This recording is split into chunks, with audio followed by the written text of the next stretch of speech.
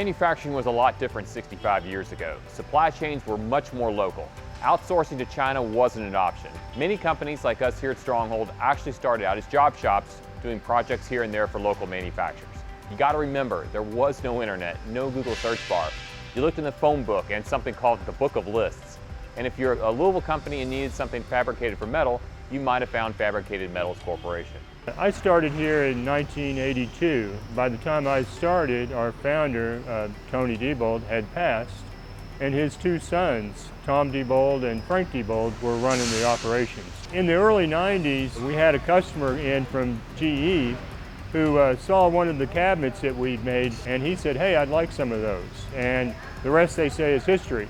Today, all three of our plants, Fabricated Metals, Stronghold Products, and Utility Metals, have been set up to run the product that they run. We've always challenged ourselves to be creative, innovative, to build on the products that we do and to look for new markets for our product. We've always taken really good care of our people. We've invested heavily in our people. We have a lot of people like myself and that have been with the company for several years. About 5 years ago, we came up with a scheduling system.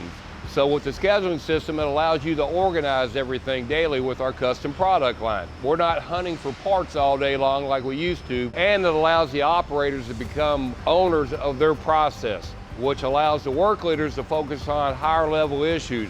We really have done a real good job in the last 5 years of letting our operators do what they do. They're the best at what they do. When I started, there was probably a total of 15 to 20 people.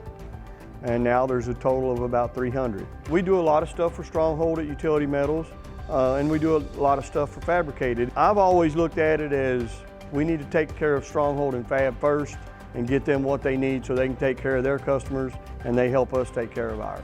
Manufacturing continues to change and adapt to the world around us. It brings us new challenges that require a lot of creativity, grit, and determination.